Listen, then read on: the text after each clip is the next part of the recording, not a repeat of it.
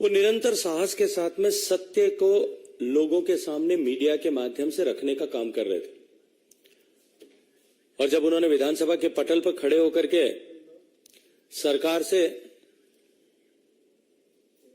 अशोक गहलोत सरकार के इस कालखंड में महिलाओं की सुरक्षा नहीं हो पाई है, ये विषय साहस के साथ में विधानसभा के पटल पर रखा, तब उनको जो है मंत्री पद से बर्खास्त कर दिया गया। आज श्री राजेंद्र गुढ़ा विधानसभा में एक लाल डायरी लेकर के पहुंचे थे। कल उन्होंने सोशल मीडिया के माध्यम से, मीडिया के मित्रों के माध्यम से उद्घाटित किया था कि मैं लाल डायरी लेकर के आऊंगा, और उस लाल डायरी के वहां पहुंचने पर सरकार की चूलें हिल जाएंगी, सरकार धराशायी हो जाएगी। मित्रों, उस लाल डायरी का रहस्य आज पूरा राजस्थान जानना चाहता है, और मैं आपके माध्यम से माननीय अशोक गहलोत साहब से पूछना चाहता हूं कि वो लाल डायरी क्या है, और उस लाल डायरी को लेकर के सरकार में और माननीय मुखिया जी में इतनी घबराहट क्यों है। मैं आपको उसके नेपथ्य में लेकर के जाना चाहता हूं। 2020 में जब कांग्रेस पार्टी में अंतर्कलह चरम पर था, पार्टी के कुछ विधायक पीसीसी चीफ और डिप्टी चीफ मिनिस्टर के साथ में अपने आला कमान से मिलने के लिए यहां दिल्ली में आकर के, दिल्ली के पास में कहीं आकर के डेरा लगा करके बैठे थे। और उस समय में, उसी कालखंड में, उस समय के बीच में, उसके आसपास, मुझे एग्जैक्ट डेट याद नहीं है, सरकार के एक बहुत वरिष्ठ पदाधिकारी, कांग्रेस पार्टी के वरिष्ठ नेता, मंत्री पद का दर्जा प्राप्त व्यक्ति, जो माननीय गहलोत साहब के राजदार भी हैं और खासदार भी हैं, उनके घर पर इनकम टैक्स ने रेड किया था। और उस रेड में अखबारों में ऐसा छपा था कि उस रेड में एक लाल रंग की डायरी और कुछ आपत्तिजनक दस्तावेज उस समय रिकवर किए गए थे। राजस्थान पुलिस की मिलीभगत से उस समय राजेंद्र गुढ़ा जी जो विधायक थे और माननीय गहलोत साहब के कृपा पात्र थे, उन्होंने खुद कल कहा है कि मेरी जिंदगी की सबसे बड़ी भूल है कि मैंने विश्वास किया। वो अपने 50-100 साथियों के साथ में जाकर के वहां इनकम टैक्स के अधिकारियों से जबरन वो लाल रंग की डायरी छीन करके लेकर आए थे। और ऐसा माना जाता है, उन्होंने जैसा कहा है कि उस डायरी में गहलोत साहब के बहुत सारे राज जो हैं छिपे थे। इस लाल डायरी का रहस्य क्या है, इसको आप राजस्थान का प्रत्येक व्यक्ति जानना चाहता है। और मुझे तो समझ नहीं आता कि एक लाल रंग की डायरी, जिसको लेकर के आज जब राजेंद्र गुढ़ा जी वहां विधानसभा में पहुंचे थे, तब जिस तरह से उनसे डायरी को छीनने के लिए कांग्रेस के नेताओं में होड़ मची थी, और जिस तरह से जबरन उनसे डायरी छीन करके फाड़ने की कोशिश की गई, कहीं ना कहीं दाल में कुछ लाल है कि नहीं, काला जरूर है। और जैसा उन्होंने कहा है, आज उनके कहे के अनुरूप मैं राजस्थान के माननीय मुख्यमंत्री जी से प्रश्न करना चाहता हूं कि माननीय मुख्यमंत्री जी, आपसे राजस्थान की जनता ये जानना चाहती है, राजस्थान के मतदाता ये जानना चाहते हैं कि वो लाल डायरी क्यों आपने राजेंद्र गुढ़ा जी को भेज करके वहां से जबरन अधिकारियों से छीन करके मंगवाई थी। राजस्थान के गरीब जनता के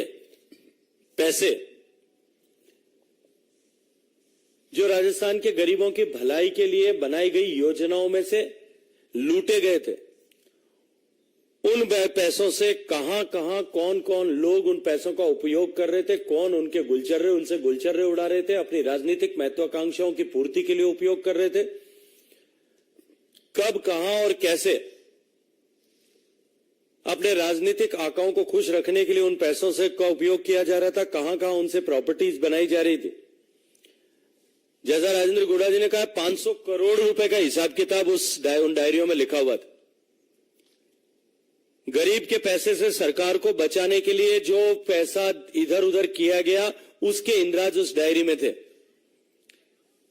क्रिकेट के आरसीए के चुनाव के लिए किसको किस तरह से कितना पैसा कब दिया गया था, उसके हिसाब किताब भी उस डायरी में थे। उसके अलावा भी अलग अलग तरह का माफिया जो सरकार के संरक्षण में चल रहा है, उससे जो कमीशन की राशि आ रही थी, उस कमीशन की राशि का हिसाब किताब भी उस डायरी में था। इस लाल डायरी का रहस्य निश्चित रूप से राजस्थान की जनता आज जानना चाहती है। और सरकार की बौखलाहट, घबराहट, आज स्पष्ट होती है और इस बात पर मोहर लगती है कि क्यों कर राजेंद्र गुढ़ा जी की बयानबाजियों को इतने साल तक, इतने महीनों तक बर्दाश्त किया जा रहा था। आज राजस्थान की जनता के समझ में आ रहा है कि उनके द्वारा निरंतर पार्टी के विरोध में, सरकार के विरोध में, मुखिया जी के विरोध में बयान दिए जाने के बावजूद भी क्यों उनको, किस डर से उनको बर्दाश्त किया जा रहा था। ये लाल डायरी का रहस्य जो है निश्चित रूप से जिस दिन खुलेगा उस दिन राजस्थान में एक बड़ा हंगामा होने वाला है। कई लोगों के राजनीतिक वजूद हमेशा हमेशा के लिए समाप्त हो जाएंगे और इस डायरी को जानने की उत्सुकता आज राजस्थान के हर एक व्यक्ति के मन में। इससे आगे बढ़कर के भी उन्होंने, राजेंद्र गुढ़ा जी ने अजमेर ब्लैकमेल कांड के बारे में भी चर्चा की है। अजमेर ब्लैकमेल कांड आप में से बहुत सारे लोगों के संज्ञान में होगा। 1992 में, जिसमें कई 100 बालिकाओं के साथ में, स्कूल कॉलेज में पढ़ने वाली लड़कियों के साथ में ब्लैकमेल करके और दुर्व्यवहार जो है कदाचार किया गया था। अनेक लड़कियों ने उस समय में सुसाइड किया था। उसको लेकर के भी उन्होंने प्रश्न खड़ा किया है कि उस समय में क्यों करके वर्तमान के मुख्यमंत्री जाकर के उस समय जो है जांच करने वाले अधिकारी और उस समय के एसपी से जाकर के प्रोटोकॉल तोड़ करके प्राइवेट गाड़ी में मिले थे। निश्चित रूप से राजस्थान की जनता आज भी उस दुख को, दर्द को नहीं भूली है। उसको जानने की उत्सुकता भी एक बार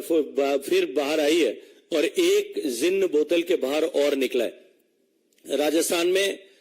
ये जो कांग्रेस की भ्रष्टतम सरकार है, ये तो एक डायरी की चर्चा राजेंद्र गुढ़ा जी ने की है। अगर ठीक से जिस दिन जांच होना प्रारंभ होगी, जब पेपर लीक की डायरी निकलेगी वो शायद नीले रंग की होगी।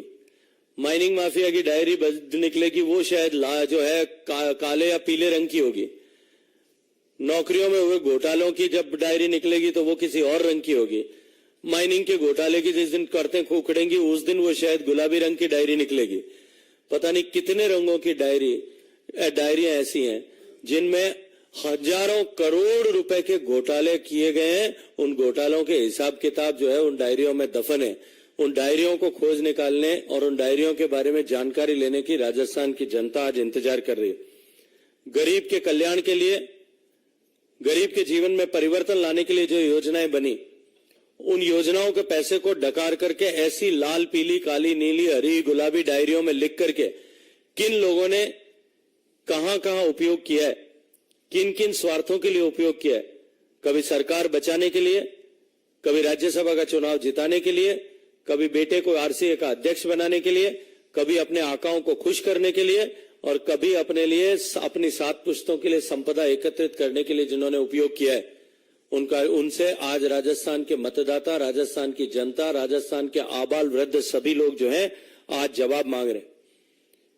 मित्रों, राजस्थान में जिस तरह से ये भ्रष्ट सरकार काम कर रही है, इसने भ्रष्टता के सारे रिकॉर्ड तोड़ दिए। केंद्र की योजनाओं के इंप्लीमेंटेशन में भ्रष्टाचार हो रहा है, राज्य के सरकार की योजनाओं में भ्रष्टाचार हो रहा है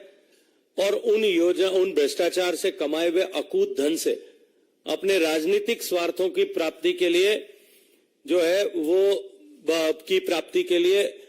उस धन का उपयोग किया जा रहा है। और अपुष्ट सूत्रों से खबर मिली है कि राजस्थान की ये जो लाल डायरी का जिन्न है, अगर ये बाहर आ जाता है तो इसके सूत्र जो है जयपुर से निकल के दिल्ली में कांग्रेस मुख्यालय तक जोड़ने वाले हैं। क्योंकि जैसा मैंने कहा कि ये जो अवैध रूप से गरीबों के हितों पर डाका डाल करके जो पैसा कमाया गया, जिनको इन लाल, हरी, पीली, नीली, गुलाबी डायरियों में अंकित किया गया, वो सारा पैसा जो है उसमें से बहुत सारा पैसा अपने आला कमान को खुश रख करके और कुर्सियों पर बने रहने के लिए भी उपयोग किया गया है। निश्चित ही ये डायरी का जिन्न एक बार जो निकला है, ये कई दिन तक राजस्थान के राजनीतिक रणांगन में कई दिन तक इस जिन्न का नृत्य आप सबको देखने को दिखाई देगा। बहुत बहुत धन्यवाद।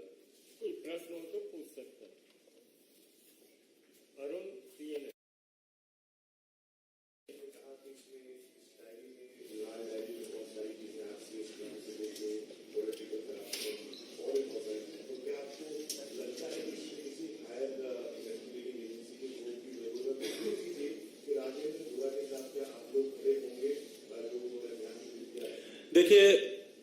जो कुछ मैंने कहा है वो सब राजेंद्र गुढ़ा जी ने खुद कहा है, जिनके हाथ में वो डायरी थी, जो डायरी छीन करके लाए थे, जिन्होंने डायरी को पढ़ा है, जिन्होंने डायरी को कई दिन तक अपने पास में रखा है, जैसा उन्होंने खुद बताया।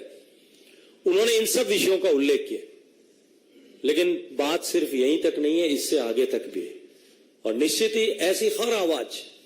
जो भ्रष्टाचार के खिलाफ, राजस्थान के सरकार के भ्रष्टाचार के खिलाफ खड़ी है, उस सब के खिलाफ, चाहे हमारे राजनीतिक मतभेद हो सकते हैं, लेकिन भ्रष्टाचार के खिलाफ हर उठने वाली आवाज जो है वो राजस्थान की जनता की आवाज है, और राजस्थान की जनता की आवाज के साथ में हम निश्चित रूप से खड़े हैं।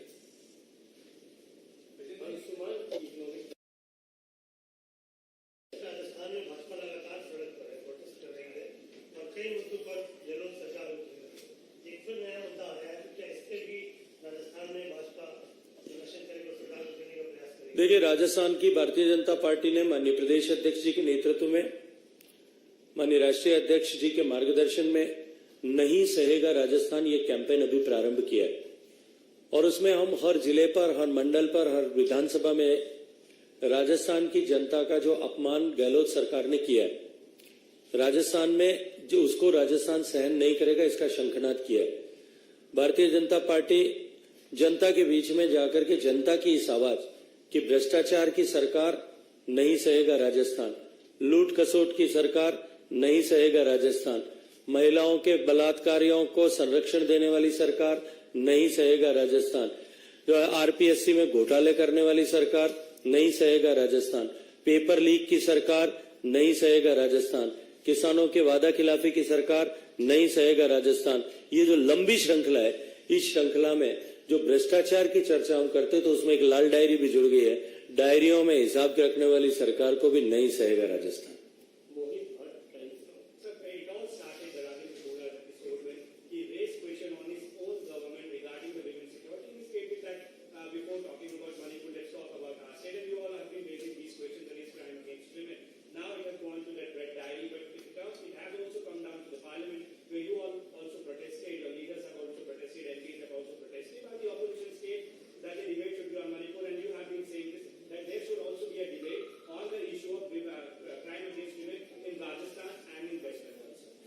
हमने कभी भी मणिपुर के विषय पर डिबेट हो, इसको लेकर के हमारा कहीं मतभेद नहीं है, निश्चित रूप से होनी चाहिए। सरकार डिबेट करना चाहती है, लेकिन विपक्ष भाग रहा है। वो भाग इसलिए रहा है कि जब मणिपुर पर चर्चा होगी तब एक उंगली मणिपुर की तरफ उठेगी तो तीन उंगलियां जो है वो राजस्थान, छत्तीसगढ़, मध्य प्रदेश की तरफ भी उठती हुई दिखाई देंगी। जब कई उंगलियां जो है वो इधर उधर दूसरे प्रदेशों पर भी, कांग्रेस शासित प्रदेशों पर भी उठती हुई दिखाई देंगी। ये उंगलियों का डर जो है, ये डर जो है ये विपक्ष को इस चर्चा से भागने के लिए मजबूर कर रहा है।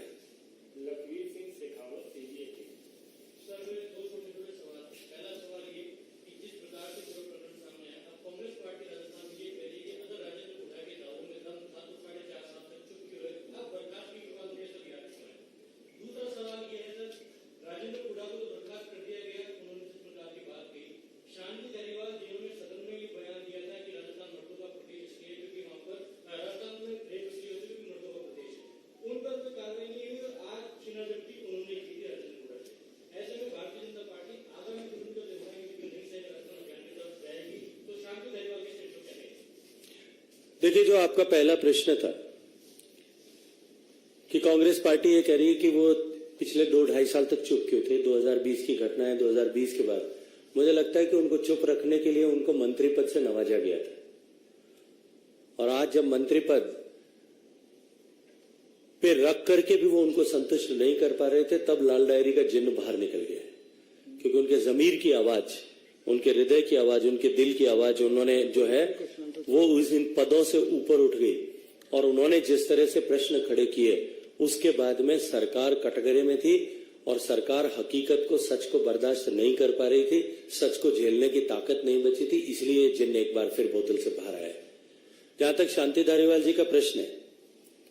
जिस तरह से उनके द्वारा किए गए घोटालों की गूंज विधानसभा में अनेक बार सुनाई दी गई। देखिए, विपक्ष के नेता प्रतिपक्ष, उपनेता प्रतिपक्ष यदि किसी मंत्री के ऊपर आरोप लगाएं तो शायद उसको ऐसा माना जा सकता है कि वो राजनीतिक लाभ या हानि के दृष्टिकोण से लगाए गए होंगे, लेकिन जब सरकार के खुद का विधायक खड़े होकर के ये कहे कि मंत्री जी आप भ्रष्ट हैं, जब सरकार में मंत्री पद का दर्जा प्राप्त विधायक और साथ साथ में जो मुख्यमंत्री का सलाहकार नामित हो, ऐसा designated as adviser to the chief minister, वो अगर खुद जो है विधानसभा के पटल पर खड़े होकर के कहें कि मंत्री जी आपने ये घोटाला किया है, लेकिन उसके बाद में भी सरकार उस पर कार्रवाई न करे, इतना होने के बाद में भी मुख्यमंत्री जी उन पर कार्रवाई न करें, आला कमान को चुनौती देने के लिए चुनौती देते हुए वो अपने यहां पर एक मीटिंग बुला करके और मास सस्पेंशन करा दें, तब इसका उत्तर सामने आ जाता है कि ये जो राजदार हैं ये आला कमान से भी ज्यादा मुख्यमंत्री जी को प्रिय है। लेकिन जिस दिन जांच होना शुरू होगी, एक भी भ्रष्टाचारी राजस्थान में ऐसा जिसने इस तरह का काम किया वो बच नहीं पाएगा।